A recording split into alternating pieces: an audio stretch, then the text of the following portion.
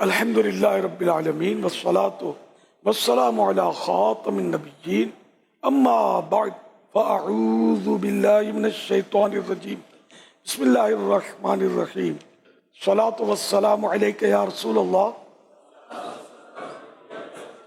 وعلی آلک واصحابک یا حبیب اللہ الصلاة والسلام علیک یا نبی اللہ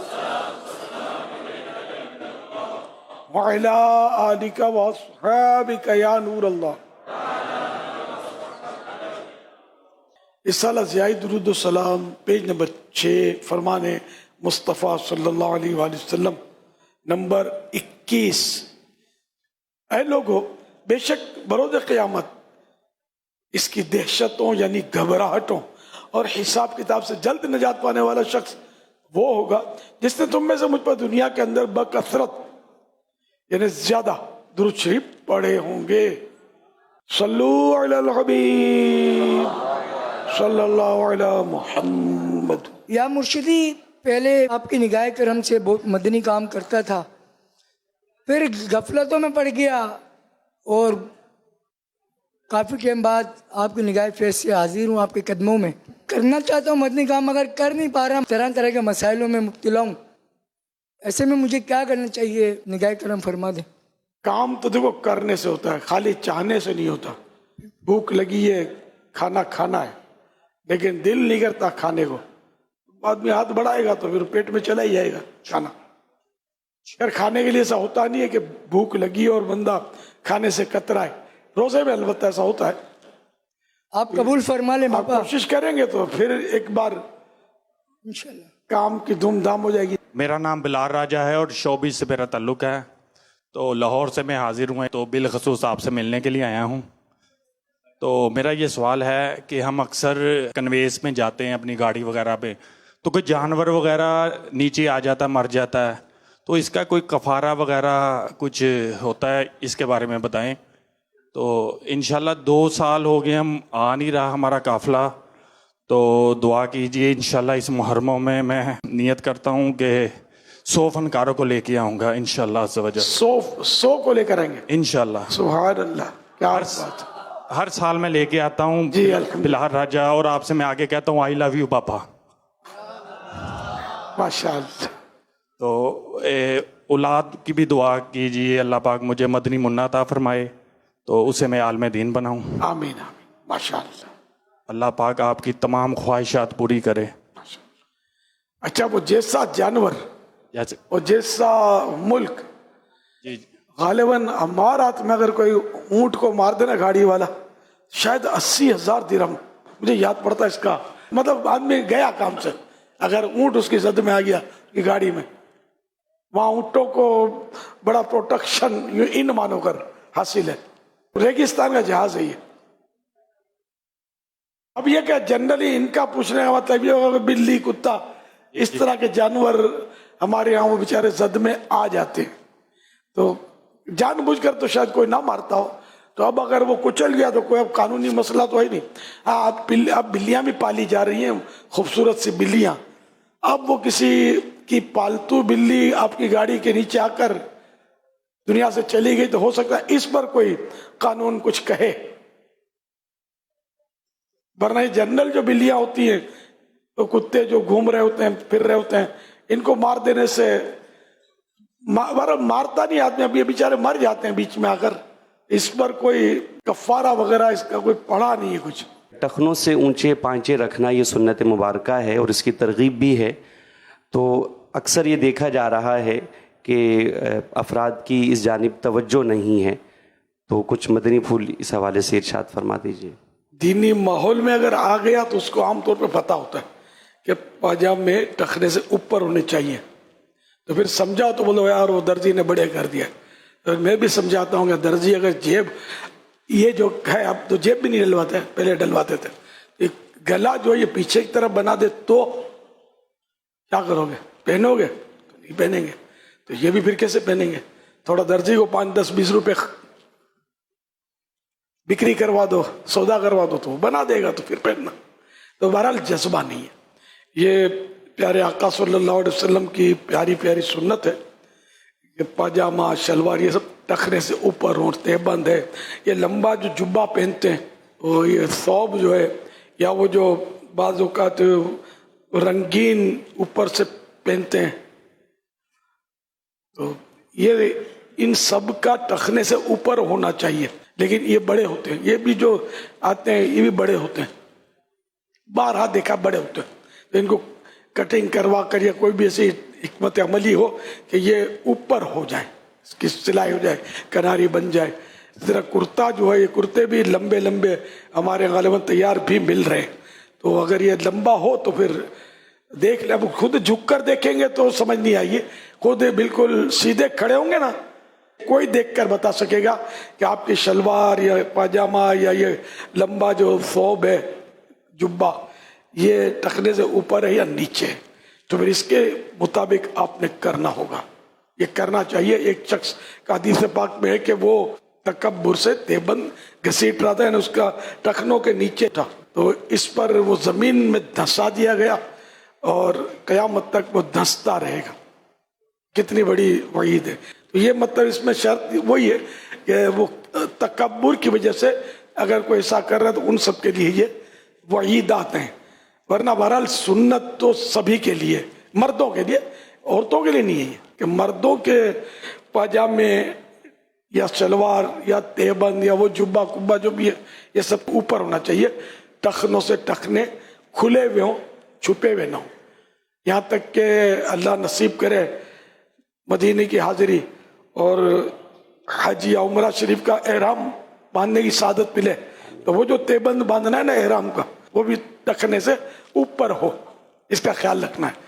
تو کوئی اگر نیت بنتی ہے تو آج سے وہ چیکنگ کر کے اس سنت کو بھی، یہ سنت واقعی یعنی یہ میری آج کی نہیں دعوت اسلامی سے پہلے کی قرآن ہے. پہلے الحمدللہ زمانے سے میں نے اونچے رکھنے کا میرا معمول ہے ٹخنوں سے اوپر.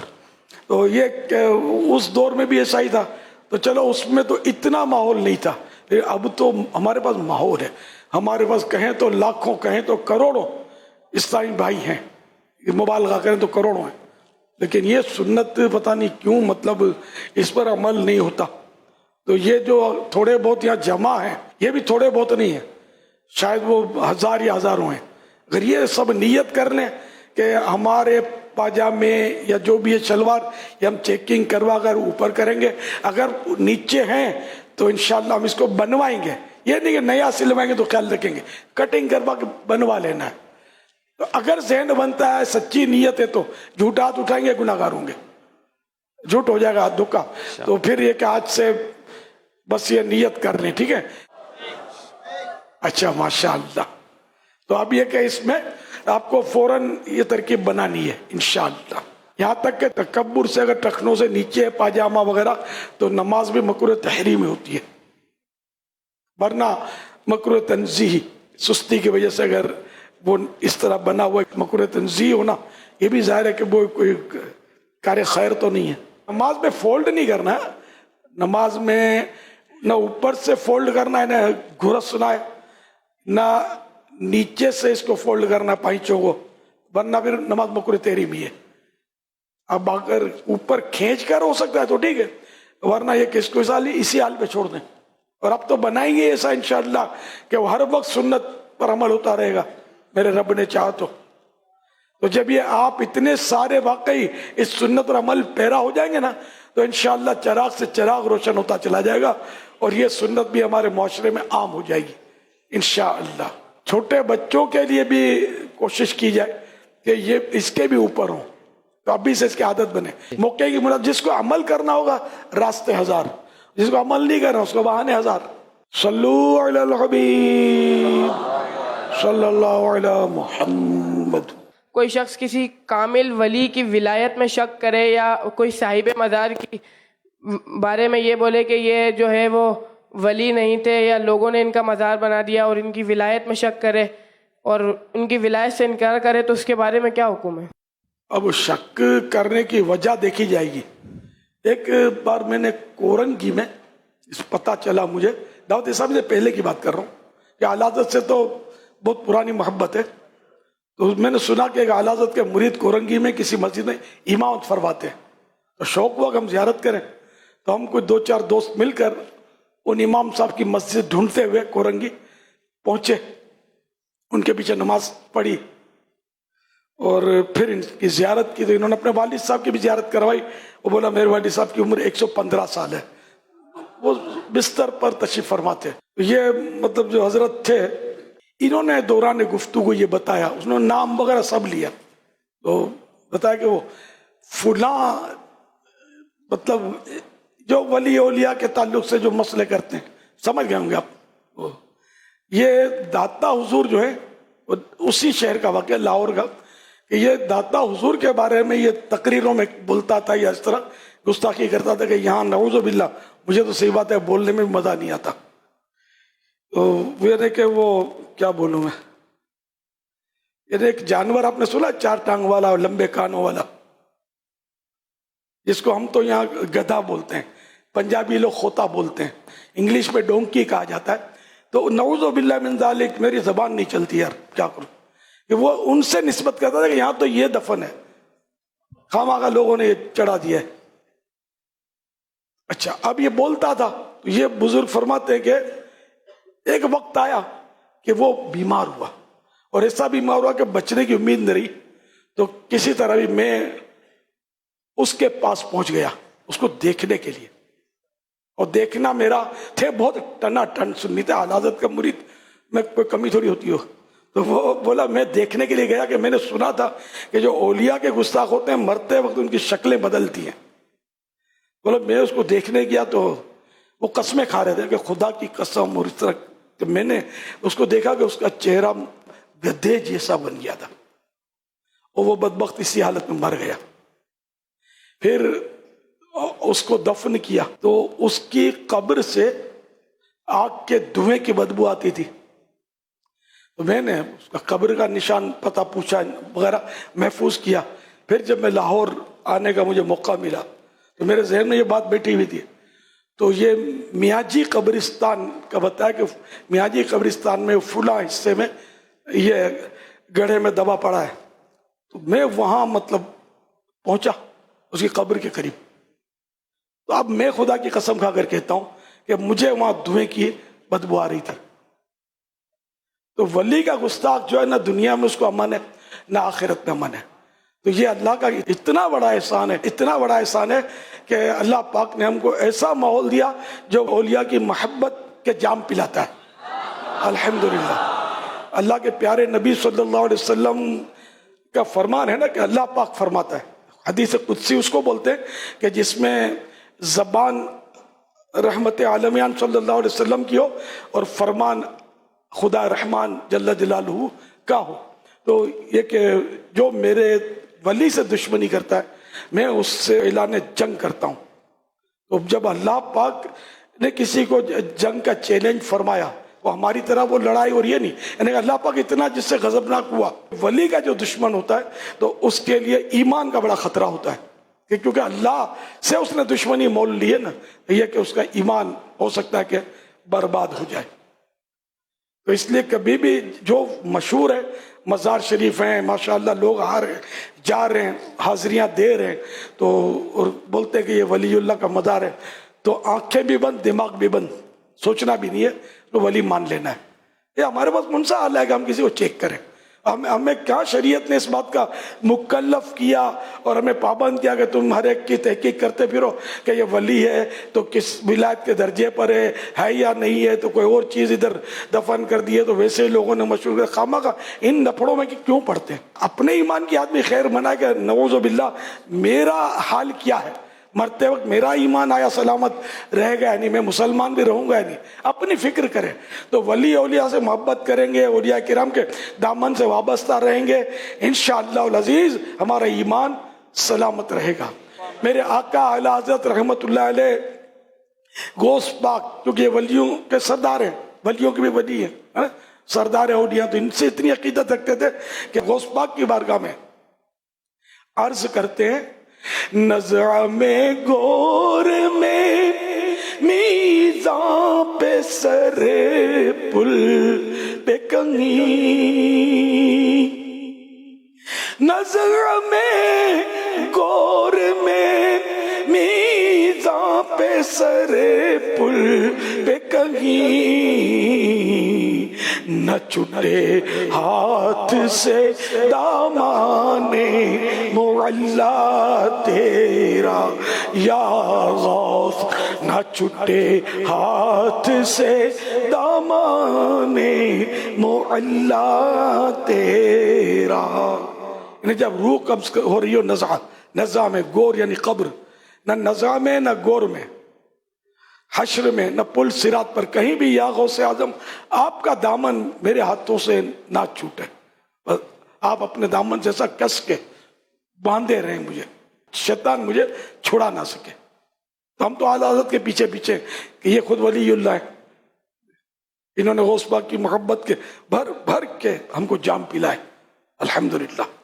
صلو علی الحبیب صلی اللہ علی محمد. امیر اہل سنت سے عرض ہے کہ ایک نیک کام آپ نے دیا ہے کہ ذاتی دوستیاں نہیں رکھنی چاہیے، کیونکہ یہ مدنی کاموں میں رکاوٹ پیدا کر دیتے ہیں، اس لیے اس کی وضاحت فرما دیں. اپنے نفس کے لیے دوستی جو آج کل کی جاتی ہے، جوڑیاں بنتی ہیں، گروپ بنتے ہیں، ہاں ہاں ہاں کر کے ہنس رہے ہوتے ہیں، تیری میری کر رہے ہوتے ہیں، اور کوئی مطلب ہے نا کہ پھر وہ دین دنیا کے کام اتنے ہو نہیں پاتے. تو اس طرح کی دوستی سے ہم نے روکا ہے، نہ کہ مطلب وہ جو دوستی واقعی 100% اللہ کے لیے رکھی جائے، وہ تو پھر یار غار کی مثال ہمارے سامنے ہے. یار غار بھی ہے تو یار مزار بھی ہے نا. اب یہ کوئی بولے کہ میری اللہ کے لیے دوستی ہے تو پھر اس پر غور کر لے کہ سچ بھی بول رہا ہے کہ نہیں بول رہا. دوستی کے آداب اتنے ہیں کہ وہ عقل کام نہیں کرتی ہے. ایک بار ایک دوست کسی دوست کے گھر گیا، بزرگ تھے، ان کے دوست گھر پہ آیا اور اس نے کچھ بیان کیا مسئلہ کہ میری پریشانی ہے، مالی پریشانی. تو انہوں نے اپنی زوجہ کو حکم دیا کہ وہ جو میں نے رکھے نا وہ دے دو رقم. وہ لے آئی، آپ نے اس دوست کو دیا، وہ رخصت ہوا، یہ بیٹھے رونے کے لیے. تو بیوی نے کہا جب اتنا ہی مطلب تھا تو آپ نے دی کیوں رقم اس کا، وہ رونے بیٹھے. تو فرمانے لگے کہ میں اس لیے تھوڑی رو رہا ہوں کہ میرے پیسے گئے، میں اس لیے رو رہا ہوں کہ میں دوست ہو کر میں نے اپنے دوست کا خیال کیوں نہیں رکھا کہ اس کو میرے دروازے پر آنا پڑا. پہلے میں ان کا خیال رکھتا، ان کی ضرورتیں پوری ہو جاتی. کہ ان کو یہ مطلب ایک ذلت یا جھجک ہوتی ہے نا کسی کے گھر پیسے لینے کے لیے جانا، مانگنے کے لیے. تو دوست ہوتا ہے. تو ہمارے یہاں تھوڑی ایسا، بلکہ اگر دو دوست مل کر چائے بھی پینے جائیں گے نا ہوٹل میں تو ایک ان دونوں آگے بڑھیں گے، کیا اب دونوں جیب کھڑکھڑا رہے ہوں گے. تو وہ جب بولے گا نا کہ ہاں بھائی پیسہ رکھو اتنے، وہ اعلان کرے گا. اب جس کا جلدی ہاتھ اٹھا وہ پھنسا گیا، پھر بولے پچھتاوے کہ یار یہ نکالتا ہی نہیں تھا. ہماری دوستیاں ایسی ہیں کہ وہ جو تھڑا ہے نا ہوٹل کا، اس کے بارے میں منزل یہی کٹھن ہے قوموں کی زندگی میں. پیمنٹ کر رہے ہیں بڑا مشکل کام ہے. ہماری دوستیاں مطلب کی ہیں، مفاد کی. تو اس طرح کی یہ جنرلی مفاد کی دوستیاں ہوتی ہیں. بہت تجربہ مجھے. تو ان دوستیوں سے منع کیا کہ اس کی وجہ سے دین کے کاموں میں رکاوٹیں دیکھی ہیں میں نے. اب اگر واقعی خدا کے لیے دوستی ہے، جیسی دوستی کا حق ہے، تو دین کا کام بڑھے گا گھٹے گا نہیں. میں ایک دو دوستوں کو جانتا ہوں، وہ دوستی ہو گئی، مطلب پرانی دعوت اسلامی سے پہلے کی بات ہے غالباً. تو دونوں نے داڑھی رکھ لی. میرے پاس پہلے بھی داڑھی والوں کی ایک کھیپ تھی، میری داڑھی رکھوانے سے دلچسپی تھی. تو کچھ نوجوان تھے الحمدللہ، تو رکھ لی. اب وہ ایک بار اس کے ایک دوست نے مجھ سے کہا کہ یہ جو میرا دوست ہے نا یار، اس کو کچھ فورس تھی گھر کی یا کوئی مجبوری تھی، یہ لگتا ہے داڑھی کٹوا دے گا، اور اگر یہ داڑھی کٹوا دے گا تو پھر یار ممکن نہیں ہے میرا داڑھی رکھنا. میری بھی گئی. تو پھر واقعی ایسا ہوا، اس دوست نے کٹوا دی داڑھی، اس نے بھی منڈوا دی. یہ ان دوستیوں کی میں مطلب کہ یہ پھر دنیاوی دوستی، ذاتی دوستی، مال کی کشش سے بعض اوقات دوستی ہوتی ہے، حسن و جمال کی کشش سے دوستی ہوتی ہے، بعض اوقات اس کے چٹکلے، مذاق مسخروں کے انداز، ڈائلاگ یہ اچھے لگتے ہیں، دوستی ہو جاتی ہے. تو یہ چیزیں مطلب نہیں، بلکہ اللہ کے لیے، محض اللہ کے لیے، صرف اللہ کے لیے دوستی ہو تو اس کو لاکھوں سلام. صلو علی الحبیب صلی اللہ علی محمد. میرے لیے خوش قسمت یہ ہے کہ میں زندگی میں پہلی مرتبہ آپ سے کلام کر رہا ہوں. یا سیدی عرض یہ ہے کہ کوئی ایسا عمل ارشاد فرما دیجئے کہ نزع کے وقت پیارے آقا صلی اللہ علیہ وآلہ وسلم تشریف لے آئے، ہماری ایمان کی حلاوت قائم و دائم رہے۔ اللہ اللہ، کثرت سے درود شریف پڑھتے رہیں۔ پچھلے دنوں کچھ طبیعت ناساز تھی، تو اس وقت مجھے ایسا احساس ہوا کہ بخار کی شدت اور طبیعت میں ایسی بے چینی تھی، تو مجھے بڑا احساس ہوا کہ پھر ہمارا نظام میں کیا بنے گا۔ اس وقت ہمارا اللہ کی رحمت ہوگی تو بے شک اللہ پاک ہمارے ماں باپ سے بڑھ کر ہم پر مہربان ہے۔ اللہ کی رحمت پر امید رکھے اور خوف بھی رکھے، لیکن ایسا خوف نہ بڑھے کہ مایوسی ہو جائے۔ اللہ کی رحمت سے توجہ بھی نہیں ہٹانی، اللہ بہتر فرما دے گا۔ درود شریف کی کثرت جو ہے یہ انشاءاللہ دونوں کام بنا دے گی۔ نزا کی سختیوں کا بھی انشاءاللہ پتہ نہیں چلے گا اتنا، اور کلمہ بھی نصیب ہو جائے گا انشاءاللہ۔ شب جمعہ والے درود شریف کی بھی یہ فضیلت ہے نا، کہ سرکار صلی اللہ علیہ وسلم اپنے ہاتھوں سے قبر میں اتار رہے ہوں گے، یہ دیکھے گا آپ تو۔ اگر کوئی اسلامی بھائی کاروبار کر رہا ہو اور کاروبار میں اس کے اوپر قرضہ وغیرہ ہو گیا ہو اور اس کے پاس استطاعت بھی نہ ہو دینے کی، تو اسے کیا کرنا چاہیے؟ اسے مہلت لے لے، جس کا قرضہ ہے اور کوشش کرے بھرنے کی۔ اگر کوئی ایسا سامان ہے اس کے پاس، اگر وہ مہلت نہیں دے رہے، تو ایسا سامان ہے، ڈیکوریشن ہے، کوئی ایسی چیزیں گھر کی ہیں کہ جو مطلب یہ بیچ کر قرضہ ادا کر سکتا ہے، تب بھی کرنا تو ہوگا قرضہ ادا۔ جزاک اللہ۔ پیارے پیر مرشد، آپ کی بارگاہ میں یہ سوال عرض ہے کہ آقا علیہ الصلاۃ والسلام اپنا جشن ولادت روزہ رکھ کر منایا کرتے تھے، اس کے برعکس ہم لوگ جلوس میں شرکت کرتے ہیں، تو اس سے کیا حقوق عامہ تلف نہیں ہوتے؟ ہم مسجدوں میں رہ کے اللہ کی عبادت کر لیں، اس کے بارے میں آپ کیا ارشاد فرمائیں گے؟ اللہ، حقوق عامہ کا جہاں تک تعلق ہے تو بعض صورتیں ایسی ہوتی ہیں کہ جن میں اب علماء جو ہیں وہ منع نہیں فرماتے، جیسے کہ جنازے کا جلوس نکلتا ہے، اس میں بھی راستے رکتے ہیں، ٹریفک جام ہوتی ہے بعض اوقات، اسے منع نہیں فرماتے علماء کرام۔ اللہ بہتر جانے، تو اس میں جشن ولادت کا جلوس اب یہ معمولات اہل سنت میں سے ہے، یہ ہمارے یہاں پاک دنیا میں ہر جگہ جلوس نہیں ہے، جہاں جہاں ہے تو وہاں ٹریفک کا نظام بحال رہتا ہے۔ دیگر ممالک میں ایک طرف جلوس چلتا ہے، پہلے کراچی میں بھی اسی طرح تھا، ٹریفک بھی چلتا تھا اور جلوس بھی ایک سائڈ پر چلتا تھا، آہستہ آہستہ جلوس اس طرح بڑھ گیا کہ اب وہ ٹریفک بند ہوتا ہے اور متبادل راستوں پر ٹریفک موڑ دیا جاتا ہے، اس طرح کا کچھ ہو رہا ہوتا ہے۔ تو اس میں کوئی مطلب ہے کہ اپنی رائے کو دخل دینا مناسب نہیں ہے، کیونکہ جید علماء جو ہیں، علماء اہل سنت، جلوس میں شرکت بھی فرماتے ہیں اور اس کی ترغیب بھی دلاتے ہیں، اور ایک بہت بڑا اس میں مطلب ہے کہ فوائد بھی ہیں جلوس میلاد کے۔ صلو علی الحبیب صلی اللہ علی محمد۔ سرسبز اس گلزار کے یہ پھول ہیں عطار کے، مردہ دلوں کو دے جلا، ہادی ہے طلبگار کے، طلبگار کے۔